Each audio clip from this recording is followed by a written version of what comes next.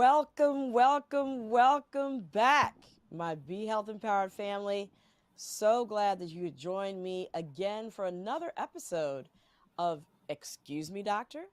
My name is Dr. Melissa Clark. Of course, please call me Dr. Mel. I am delighted to be here again with you to do what we've been doing every week, which is making sure that you have the information that you need to make the wise health decisions for not just yourself, but your family and even for your community. So we are, live here. We are here specifically so that you can answer questions, get your comments in the chat. So make sure you do that. Of course, everybody who's been watching me for years now knows that my Be Health Empowered family, but for the newbies, especially, I want to welcome you and also let you know that you have the opportunity to like us if you're watching us on Facebook or to subscribe if you're watching us on YouTube. So please do that. We would greatly appreciate you for doing that. And now, without any further ado, we are going to get into creating an amazing week for ourselves. And in order to do that, I have to have my co-host with me, my ride or dies, Miss Lila Mays, Mr. Wayne Bruce. Come on in. How y'all What's up, doing? Dr. Mel? How you doing? I'm doing good. I'm doing good. How you doing? Just trying to ride because I ain't trying to die. That's what I'm doing. You're not That's trying what to I'm ride. doing. Okay, I'll come up with something else. All right. Thank you. Ride and live. My rider lives. Come on now. Well, good, good. Well, tonight is, we're doing it again with Howard University, our special monthly um, co-hosted show with Yeah. Howard University Research Centers and Minority Institutions. The Yep. Okay. Is He's Lila, Mercury and Mercury. are we are we gonna get Dr. Mel back? I think Dr. I'm Mel, sure we're gonna get Dr. Mel we're gonna back. get back. It's This is Monday. our Monday this is is Monday. it is Monday. Yes. It is our monthly show with Howard University with their research centers and minority institutions program. I'm looking forward to getting on with that. But before we do that, I just want to say, uh, before Dr. Mel joins, we're gonna get Dr. Mel back. We she right now is you know we I think she's coming back into the building. She's coming back and she's coming back. We can't hear her yet. We can't hear it yet. It's something going on here, and on the technical end. But we're gonna get her back. We're gonna get her back in a second. I just want to say we're excited about this. So if you're watching for the first time, this is not how it normally is. It's not normally us two and an big orange screen beside us. But if you're listening to us for the first time, I mean, it could be us at any point, right, Lie? It could be us at any time. There she It could is. be us at any time. I wonder. I don't know what's going on with Dr. Mel, but Oh, I'm back. Can you hear me? Can you see me? yeah, I can. We can hear you. That's most important, Okay. and now we can see you. All right. Fantastic. Well, it's great to be back. Okay, And welcome back.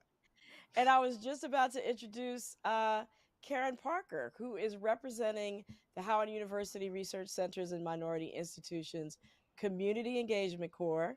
And of course, we do this show once a month, and we're delighted to have Karen here with us. So, Karen, please tell us about RCMI Community Engagement Corps. Absolutely. Good evening. Great to be back one more time. Missed you all. Uh, Basically, my group is called the CEC, or the Community Engagement Corps. And our whole reason for being is to make sure that we keep the dialogue open between the institution, Howard University, and the community that we serve. So we keep a very close touch with our neighbors, and we make sure that the research that we support, the RCMI research, is relevant to our community. So we do a lot of listening and we do a lot of sharing like we're doing tonight. Right. And historically, we know why it's so important to make sure that institutions are responsive to the community, especially for communities of color. So we welcome you, Karen, to the dialogue. We applaud what you're doing at Howard University, and we're Yes. glad that you're part of the show today. Happy to be Indeed. here. Thank you. All Good to right. see everyone again. Good to So, see you, what? Karen. Good to see you, Yeah, Karen. absolutely. So, what are we talking about tonight, y'all? Well, it's Men's Health Month, and Mhm. Father's Day is Sunday. I Mhm. mean, when you hear this, I don't know what day or see this what day or time it is, but I'm telling you what's happening here and now in this space. So, Mhm. Men's Health Month, Father's Day is just around the corner Sunday. We are celebrating men on our show today, you know, That's and right. our health, men's health. Yes. Well, we're definitely going to turn our focus to our brother's mental health and how important it is to your overall health, and particularly in your roles as fathers and father figures, and how that ultimately affects our Black families. So it's a In, big discussion. indeed. And it's so timely because we're in a mental health crisis. I hear about it from everywhere, especially since COVID. Suicide, anxiety, depression are up for everybody, but young Black men are now facing their highest leading cause of death is suicide for young Black men. And that's 4 times more the rate than young Black women. I think it's a Sylvia, third leading death, but it Oh, third, still third. has gone up significantly. yes, And, you know, both from a mental health and a substance use disorder standpoint, just being Black in America, right. Yeah. on top of all the other stressors, right, puts Black men and boys at higher risk. And you mentioned how much higher the rate of death by suicide is compared to Black women. And part of that, I think, is the lower likelihood of Black men and boys seeking help, but also Mhm. their challenges to accessing treatment in Mhm. general.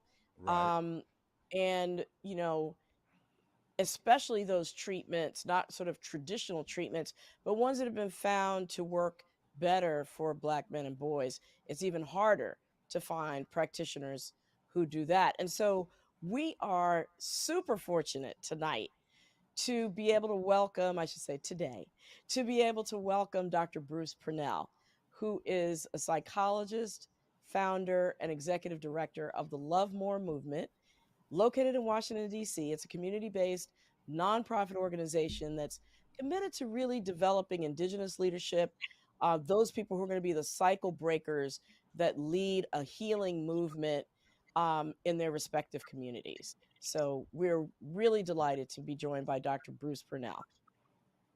Welcome, Dr. Purnell. I'd like to add, if I may, that Dr. Purnell's connection to us is as a member of our Community Advisory Board at the RCMI programs. We're very lucky to have him. Thank you for Absolutely. joining us. So I love the name, the Love More movement. And I want to find out, Dr. Bruce, if that's okay for me to call you Dr. Bruce, what drew you to working with Black men and Black families in particular? Probably life. Like growing up in DC, that's what it was. We were chocolate city.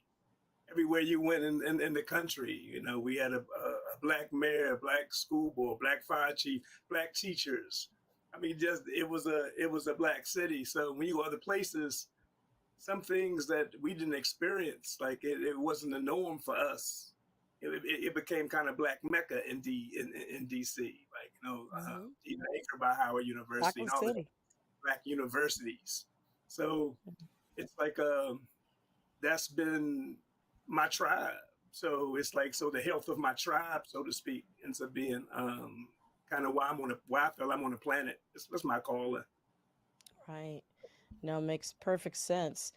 And you talked about Chocolate City. Certainly Black men are not a monolith for sure, but unfortunately the social stressors, racism, discrimination, etc., are very similar across the board anywhere you go in the United States, including DC.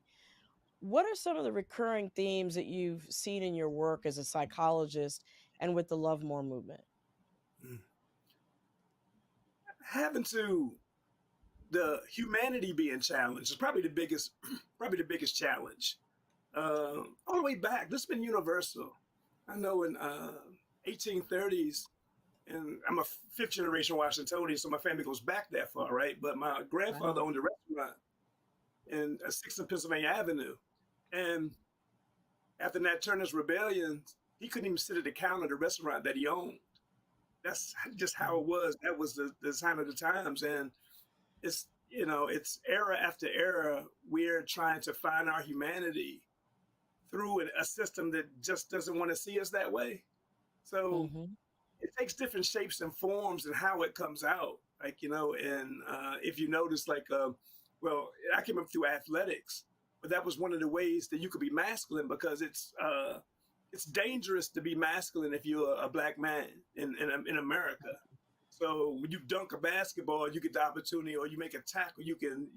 That's one of the only opportunities that you can actually just be, exhibit that masculinity without it being a threat, Right. or being perceived as a crime. Right. Or that physicality Right. without being seen as being aggressive, right? That's right. That's right. Wow. Hadn't thought about that. Thank you. Yeah. I'd like to jump in, Dr. Bruce. Good evening again. Um, you talk about the type of healing work that you do with the community being trauma based. And can you give us an idea of where the experience of trauma works its way into the picture? And then I have a second part to my question too. Mm-hmm. For those who don't experience trauma firsthand, why is it important to focus on healing those traumas in those people? Yeah. And so the healing piece. So kind of my push to the trauma informed movement. It's important to identify the pain, but we have to have pathways to the healing piece. So a lot of times we'll say healing informed. Like we get, it's like being slavery informed doesn't mean you're on a pathway to freedom. Being trauma informed doesn't mean you're on a pathway to healing. So the idea of being able to know that you're moving to joy. So that piece is key because the trauma, it's not the event that happened, it's what you take away from it, right? Because it's like, the body remembers, the body kind of keeps a score, but the soul is what is affected by it. So the spirit walks through this piece, and now, the spirit learns through the body to avoid. Life is going to be about avoiding the next trauma. And that's why we have to watch how we use resilience. Because if we think resilience the goal, then I'm going to be strong enough to endure the next trauma. But resilience should be a tool to get to joy. So as I know, I'm moving out of this pain. So I'm identifying it and moving out of it. And then I can start activating my greater gifts and that ends up being moving toward mental wellness. If I don't, I just never will. And I'll just know that I'm hurting, and I can name that pain, but I won't have a process to get me out of it. So for these people who don't have a firsthand experience of this trauma, would you say that it's taught or somehow passed along spiritually? Yeah, well, we know through Dr. DeGroo's work in post-traumatic slavery disorder that we got like 3 or 4 generations in the DNA that we have to heal from, that was passed down. But if you remember the first learning Black history, it's vicarious trauma. Sometimes it's no debriefing. The first time they sat us down to watch Roots, and we're like, oh my gosh, it does something to us. Yeah. And depending on how you get debriefed from it, depends on the process the stages that you go through. And you start to learn wow, if I'm perceived that way, how do I respond to this? What is my response to it? Yeah, I'm going to be either depressed or anxious in this piece, because what else do you do? If a community is depressed as a norm, there's no diagnosis for depression because that's the norm of the community. If the expectation is that we're going to be depressed, then, Right.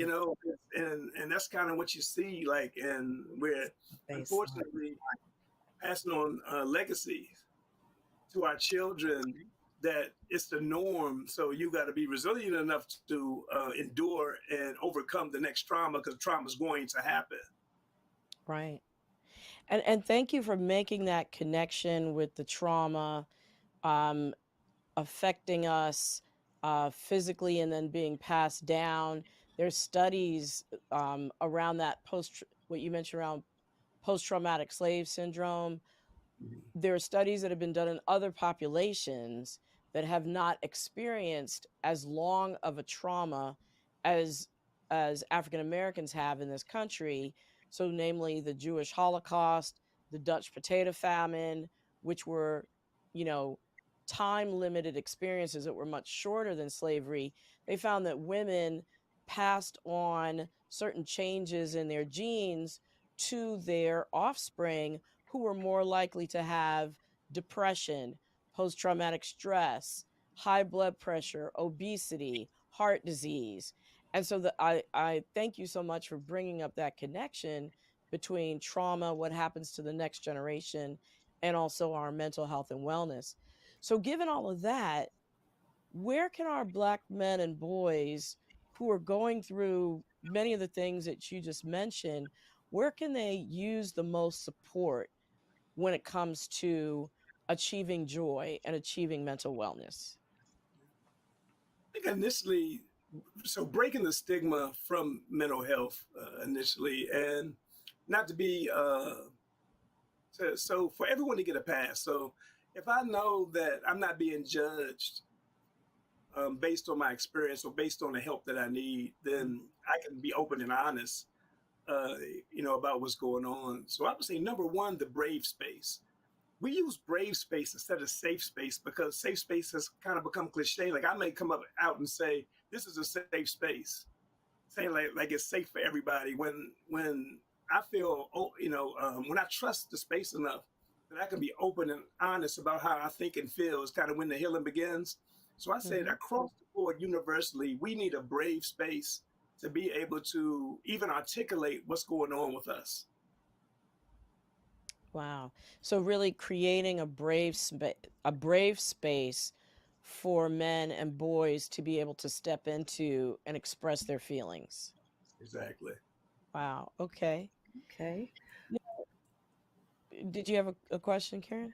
No, I didn't. I'm just sort of absorbing what's being said.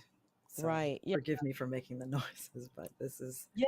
I'm No, learning. I'm learning. I am too. So, I the next thing I want to ask you about is sort of, getting to that mental fitness, that mental resilience, um, and how our self-perception, or the self-perception that Black men and boys figures into that.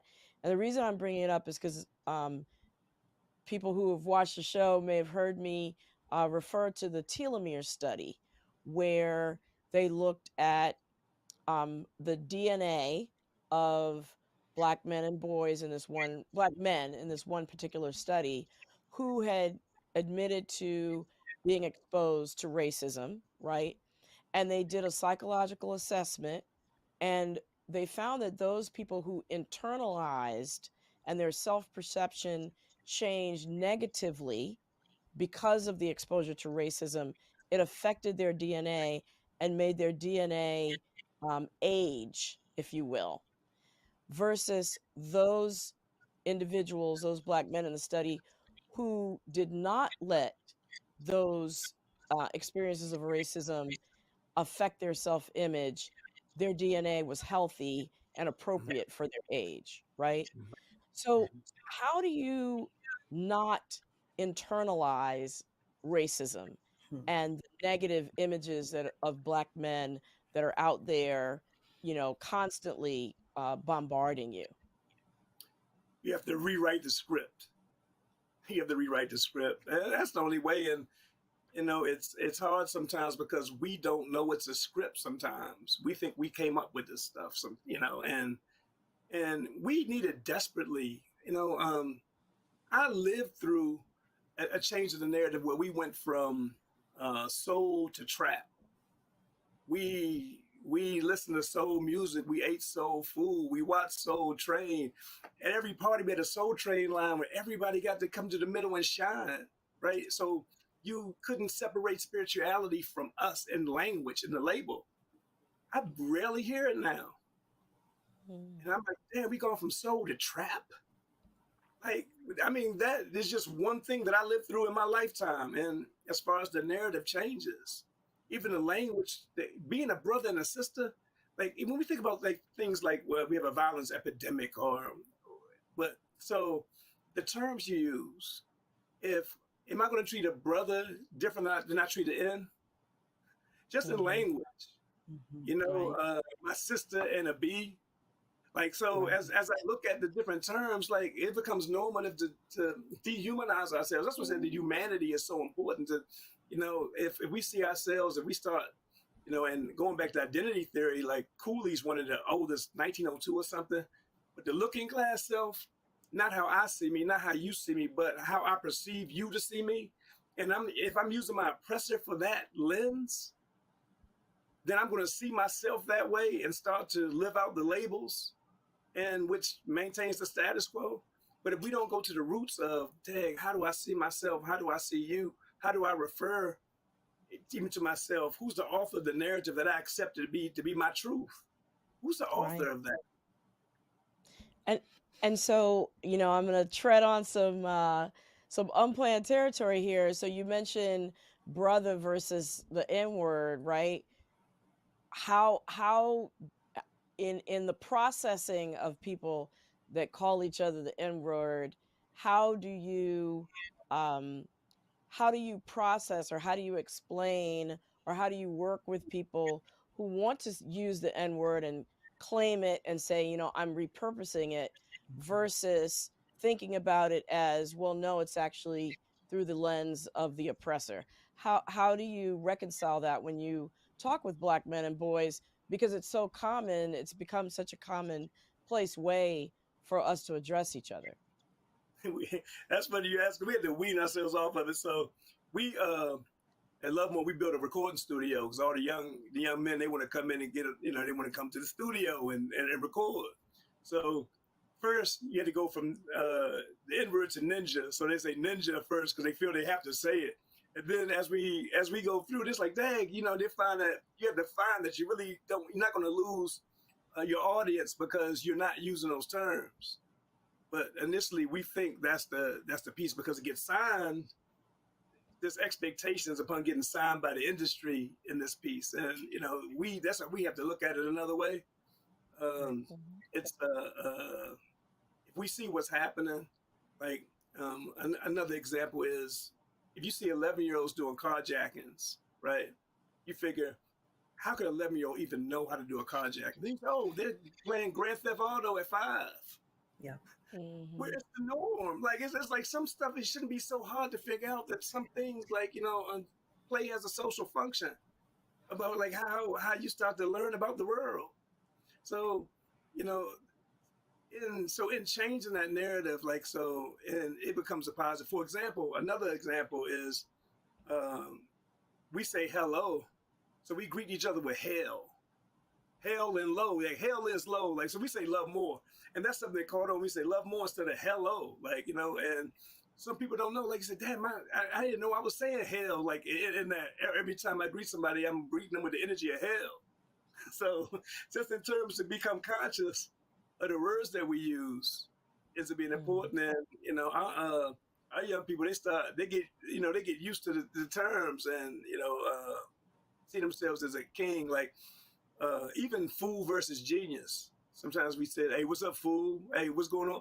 And I say, try genius." Like, I didn't want to say genius, but after we start, we kind of rewire our own programming and see, like, okay, like this is a language leading to our own destruction. So there's power in words, It's power in in other words. words, you know. Yeah.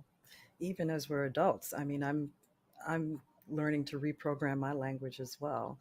Um, I wanted to see if I could jump back in here and talk about, since you're speaking about talking to young folks, there's yet another stereotype of the absentee Black father that we have to deal with. And I'd like to get your perspective on where that came from and how that differs from the actual recorded facts, and how that in turn factors into a brother's self perception, and how that's passed along to their young folk. Wow, I that's know it's powerful. heavy. And it's really not, but it's good. And I want to give a shout out to Child Family Services in DC, Mm, because they're actually dealing with this piece by adding fatherhood initiative to keeping DC families together. So, and I say that because with Child Family Services, the fathers were legislated out of the family for services to happen. Which is, if you remember the movie Claudine, they showed it really well yes. in Claudine when she had to hide the toaster and James Earl Jones was in the closet holding stuff. It's like, oh gosh, like, the social worker comes to make sure there's not a man in the house. So you can get a place if the father's not connected. And then you come like 20, 30 years later and say, well, where are the fathers? Yeah, for us to get a house, the father couldn't be connected to this. And Mhm. intergenerationally, it happened because the daughter knew that if she had a child out of wedlock, then she could get her own place. And that's kind of how it moved in consciousness. So, this is through, it was intentional. But we just didn't understand it. Like, we didn't understand it, and then, the whole I can do bad by myself kind of piece. Like, we don't, again, we follow the vibe. We don't understand the author, where this is coming from and where it leads. So it's like, okay, if this is the piece of, it's like it's something wrong with the black man just for being a black man. So now we can cut off like all the roots of everything that happened and understand just, oh, there's something wrong with you. And until you get it together, then you need to remove yourself from the family situation. Or we don't need you for the family to be okay until we find out that we do, because that balance isn't there. You know how many children speak and they're like, first they have hope, hope, hope that they're going to see their father. Then they resent the fact that he didn't show up. And they're like, I hate him. And it becomes that over time. And it's like, wow, like, if you knew how important that was. But children hold that resentment and they'll feel that why wasn't I important enough, or why wasn't I loved enough for him to even care if I live or die? And they want to know, like later on, first you resentment, then you want to know why isn't my father in my life? Of course. And sometimes you don't get that until you're an adult and understanding of what happened. And for many of us, like it's like it's this story goes on and on and on, and it cuts through socioeconomic status and everything, because a lot of people have a story, even the social workers and stuff, they don't talk about it, but when you talk to them, it's like, yeah, me too. It's like, me too. Yeah, all kind of things that happen that we don't talk about. So So how do people even learn to find the language to talk about that? the brave space again. And like sometimes we skip past it because we don't understand the importance of it, even in a relationship. Imagine if you started out and you knew that whether it's good or bad, whatever, I can be open and honest with you. Mhm. Like, and we're gonna do that. And no judgment, no filter, whatever we're gonna be open. And we don't have that. Sometimes with our parents, we don't have it. We form compartments. And those compartments become who knows what they become. We have whole nother Mhm. lives sometimes. So when we have a brave space, we can be open and honest about what's going on with us. Then now the truth can start coming out. We can start really healing. But I think it's important that we know that we need to seek counseling, seek professional help to help, Mhm. help us to get to that brave space. It's not necessarily for most people something that's going to happen spontaneously. And I Not at also all. wanted to point out too that, even the CDC has done studies, and despite the popular narrative that Black fathers are not involved in their children's lives, they actually showed in a 2013 study that Yes. Black fathers were more involved with their children's lives compared to other racial groups. It might not be in that traditional family unit, but there's still that connection. But you're right, there's a lot of trauma that has resulted from um, from fathers not being in the lives of children that persist far into their adulthood. Absolutely. Sure. We have a 40-year war on drugs. But even though we say war on drugs, we don't understand that it really was a war. And after war, you're supposed to have a reconstruction time of repairing, and we just never had that repairing piece. How many brothers went to jail during that time? Right. Right. And still, like, it's like we don't, it's like we're numb to the actual narrative, and we look at the news, but we're numb to what we see in front of our faces. Like and so, repairing that piece, having that piece, because most fathers want to be connected. We do a piece in decent jail on Tuesdays, and at least 50, 60% of what we talk about is how do I reconcile? How do I father from being incarcerated? Like, how do I do it? I want to make sure my children know that I love them, and things like, that's the conversation. Wow. Mm-hmm. So the intent is there. Yeah, It's just how do you get to it? Yeah. And to quote one of our more famous poets, Favor Flav, don't believe the hype. Yeah. Well, hey, remember when the language came in with baby mama, baby daddy, with the songs? Yes. You my baby mama, you my baby. Hey, now it's a demographic category. It was a funny song, and one where people was laughing, and now it's a demographic category that we take as a norm. Isn't that something? I'll never forget watching the local news here. One of our Black women was talking about her child's father, and her colleague newscaster said, "Oh, you mean your baby father?"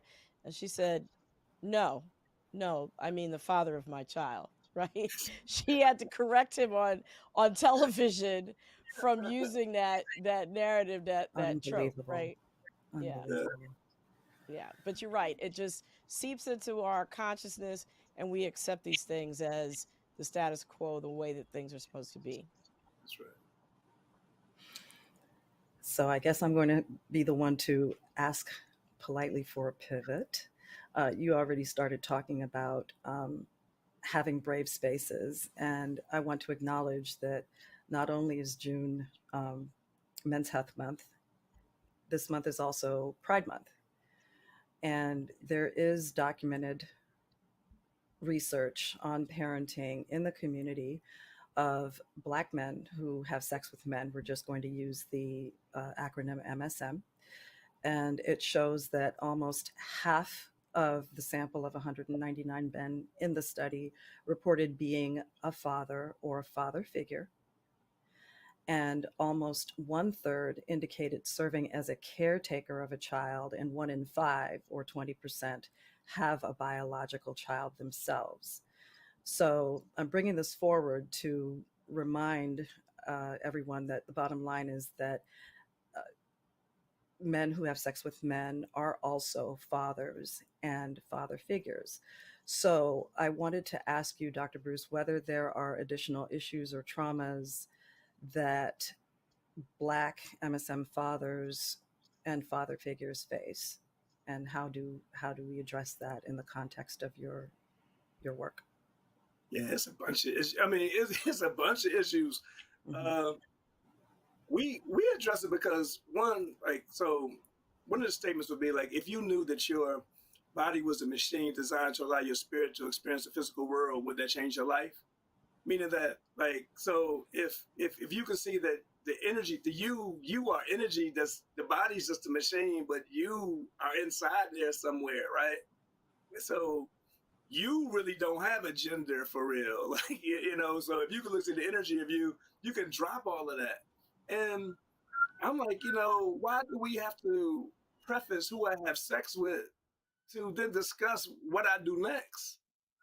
Like, I think that we got to move past the labels and move toward humanity and just deal with humanity. Like, and because like, it's so many things that I don't know which way it's going now. Like, so, because like the gender inconsistency, we don't know. So this has nothing to do with who one chooses that.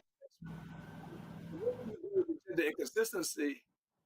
And so if I choose to identify as a woman, then would I be a father?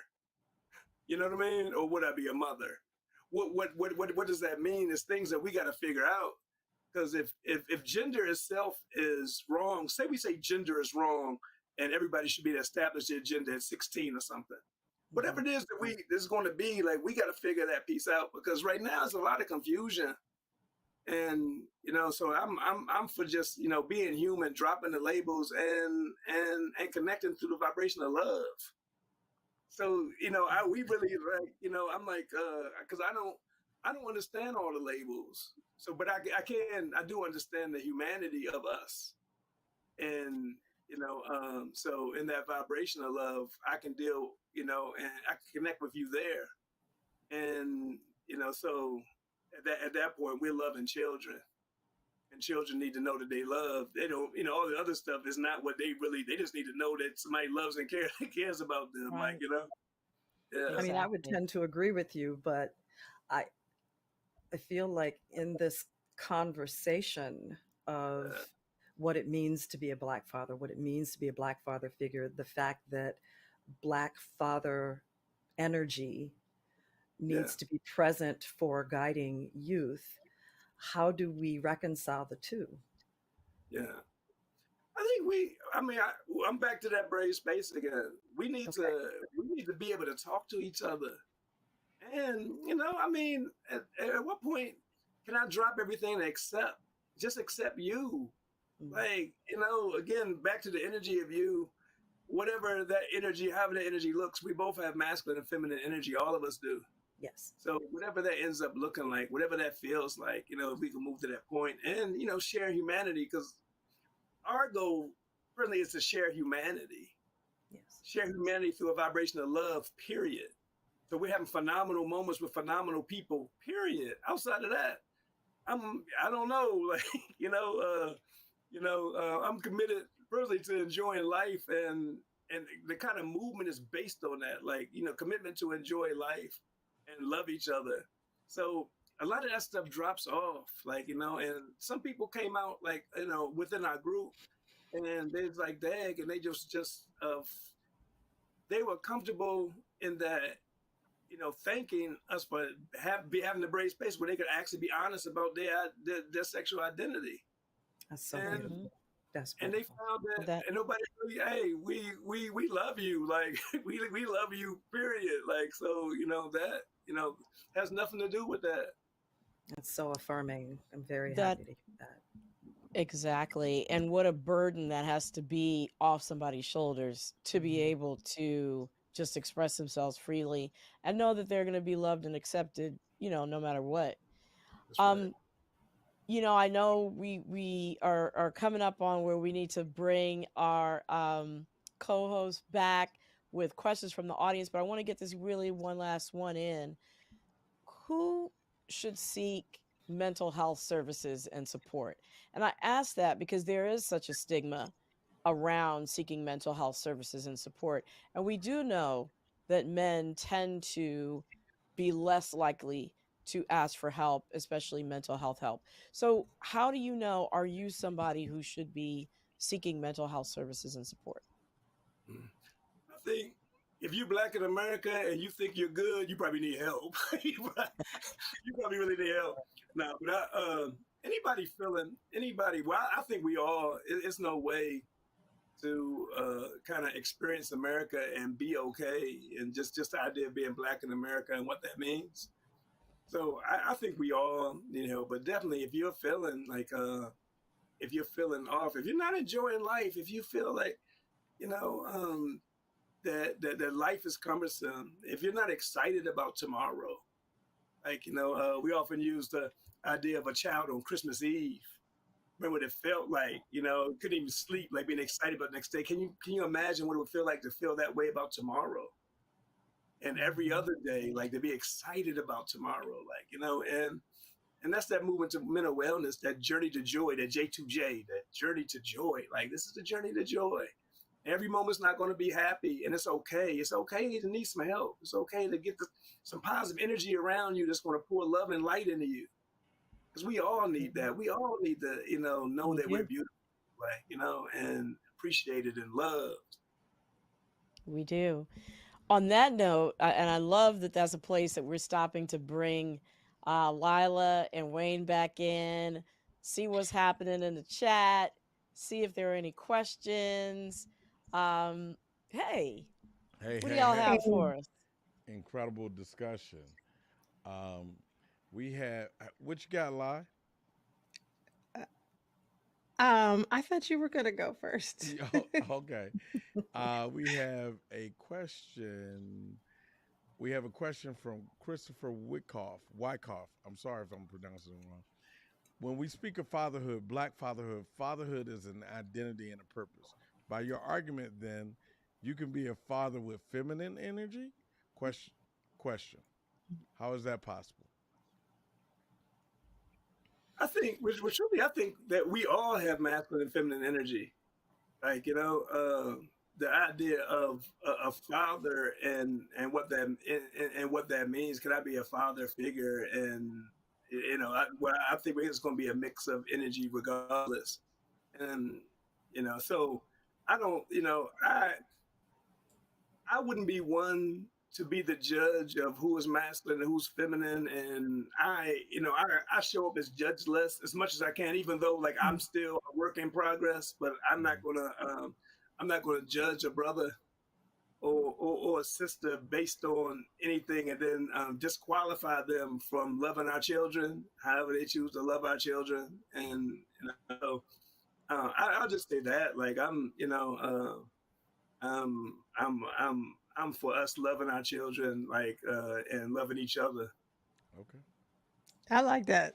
All I right. like that, Dr. Bruce. I Way to like go, I Crystal. like that. Um, all right, this is for you, Dr. Bruce. What are some of the areas of strength that you see in our communities that allow for resilience? Like anybody who's been through what we've been through and can still love, it shows that we are love. Like still, like all that we've been through, like we still, like we even though we're being led to believe that we don't love each other, Yeah. the core of us is definitely love, right? And and we feel it, like, so, and also trust. And sometimes we don't know that some of us, like, doing Underground Railroad, you might have left from Maryland Eastern Shore, went all the way to Canada and had nothing, like no shoes, no food, and you had to trust people along the way that you didn't know to get to. Mhm. So you can't then tell those people that they don't trust each other. Like we're definitely trusting and we're definitely loving, and we just have to, let's say, reimagine the family, reimagine us. Like, Yeah. it's a different narrative. That's our core truth is so much different. But yeah, we have so many great qualities. We're so creative. We're such an electric people. Everywhere we go, like that's why they ain't let us leave. Hey, we're such electric people, man. Like we just, like Marcus Garvey often said, like we just don't know who we are. If Mhm. we knew who we If were, we then we would. knew, Okay. we would be And I just something. have to say, just I came back from an international trip, and every time I travel internationally, you know, whether it's Europe, whether it's Africa, whether it's, south of the border, because I haven't been to Asia yet, but I'm reminded about how electric we are just as a African American population and what impact we have had globally, Yeah. Mm-hmm. um, how we've influenced popular culture. It's even more amazing when you go out of the country and you see, the impact that we Mm. have in terms of trend setting and Mm-hmm. and other things. So yeah, I just had to throw that in there when you said And electric. Yeah. I love that. And I love what Dr. Bruce said about just the core of us is love. I was, looking at something on social media about Bad Boys opening with record-breaking numbers this Mhm. past Mm-hmm. weekend, right? And there was a campaign to cancel one of the stars of the show and all that, but we love each other. That's And right. we gonna get to a place of support. Now we might slap your hand a little bit Right. when you mess up. Everybody is a parent in this Justifiably so. village. Right. Yeah, everybody is a parent in this village, right? But we do love. So I just had to say that. When you have a question, I have another one if you do not. Yes, we have a question. Okay. Uh, what role does social media and public figures play in shaping the mental health narratives around Mm, Black men and fatherhood? Excellent question. mhm, Big, and I often like emphasize the social media is a tool. So we really have to deal with us. It's unfortunate that the tool is not restricted. Like children mm, get introduced to so many different things, and you can't even control like what they're being introduced to because it's all out there. Like and so in that reshaping this narrative, we have to understand like what it is that one we have a purpose for our children. One, and so even in the mental health, it's going to come from being able to fulfill a purpose. If we don't start with a foundation of a purpose, then how can we then look at what thriving is for us as a people? Carter G. Woodson talked about it. He said that he called it miseducation of the Negro. He's like, if Yeah. we focus this way, we're going to be messed up mentally. And we are. Like we are because we're deviating from purpose. We don't even know what the purpose is outside of chasing money. Like, I mean, outside of, what is it that we're supposed to be doing as a community? So I think that is off. I think that the commercial is like an extended commercial, and the commercial is for our destruction, and our destruction has become entertainment. I think that's how crucial it is. Wow, wow. that's a word. Go ahead, Lyle. Yeah. So, um, this is for both you, Dr. Mel and Dr. Bruce. In searching for mental health support, what are the must-haves that folks should expect from providers and services to support along the healing journey?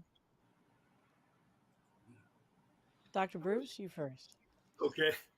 I would say, know that you have every right to find the right therapist, right? And know that there's no therapeutic process that doesn't start with your story, Hmm. right? Because sometimes like you get so many sessions, so it has to go so fast, we skip past this. It's going to start with your story. There's so much variation among humans that there's no way I can have a solution for you without knowing your story.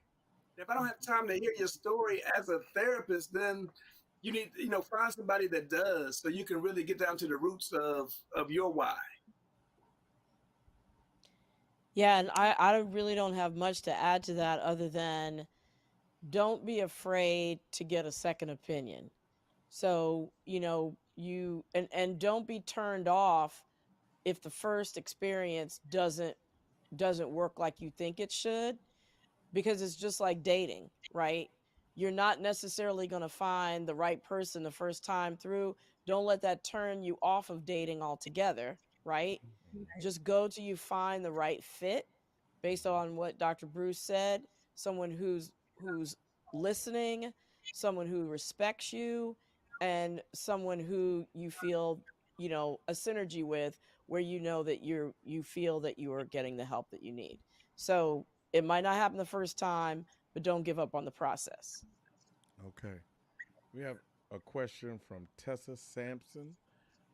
Uh, Tessa says, "How can educational institutions contribute to the mental well-being of children with MSM parents and prepare these families for a healthy, inclusive environment?" I think that active parents shape the school system. So say as you move up, like whatever, like so if you're active and you become active in the PTA, then you're actually selecting your principal and Mm, you're vetting your teachers. And I mean, you're that active in the process. As you go through, like you start to shape the culture of what you want. And we have to understand the power that we have. Because there's not going to be even the curriculum that we study under. That's, I mean, you can bring curriculum out and change the entire curriculum, and we have the power to do that. But we have to be active, and it's not going to happen because the status quo is not going to. There's so much energy toward keeping things the way that it is. That's what the energy is. So you're not going to get any help, but unless you have the collective power and energy of you do have the power to change it. I love that you say that, because that's really what this show is all about, in terms of us being active as health consumers and Yes. demanding what we need from the healthcare system is the exact same in education, right? You got to be involved. You have to show up confident and empowered and be ready to engage, on your terms. It's not going to be easy. It's Mhm. work, but it's true in health care and it's true in education. Mm-hmm. What a rich conversation. I love Yeah. this.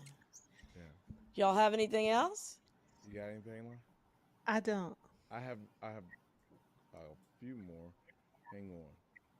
Uh, what? This is one that came in, and I can't pronounce the name. I'm sorry. I'm sorry to you, but What about, can you say the initials? That way the person at least gets acknowledged. AM. It's all one name. AM. Okay. And we're thankful for your viewership and listenership. AM. Uh, what are the practical steps that fathers can take to model healthy emotional behavior for their children? Ooh, I love that. Yeah. I would say, you know, that vibration of love is not cliche. And from the time I think it's the biggest risk and protective factor. If it happens in a healthily loving way, then it's the biggest protective factor. If it happens in the wrong way, we look for love in all the wrong places. So that words of love, words of pouring love and light into a child, that affirming conversation, like being intentional about self efficacy, like being exposed to love. Basically, I think that's the biggest piece, the biggest foundation. And we know what it sounds like. We know what somebody who loves us sounds like. We know what the touch feels like with somebody who, I mean, we really know and understand it. All right. What about time? What about, especially for those fathers that might not be in the same household that their children are being raised in, how to carve out the time to spend. Is that is that a factor as well? No, no, I believe so. And I believe that's going to come. Like, we tend to connect with what we love, and that's why constantly, if I find that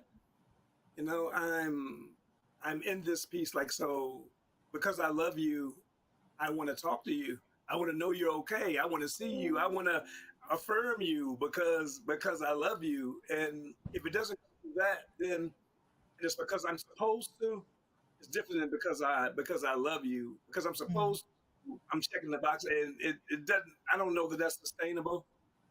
And Mm. I really believe in my heart of hearts that we're capable. And if once we reintroduce to that whole vibration of love, and that it feels so much better than anything else, then we'll connect that way. But yeah, I definitely think that time. But I think that time is going to come through love. All right. We're, Dr. we're Bruce, good. where can our viewers find you on social media or the interwebs and whatnot? Okay, yeah, the Love More movement is us. Like, Love More Brands, the store. We got Wearable Love. We have a store of Wearable Love. And if you're around the DC area, on the 13th of June, that's Thursday, from 2 to 5, we're burying trauma at Union Temple Baptist Church. We're going to have a eulogy and a whole funeral for trauma, and we're going to let people put the trauma in the coffin, and we're going to bury it. It's 1619 to the day.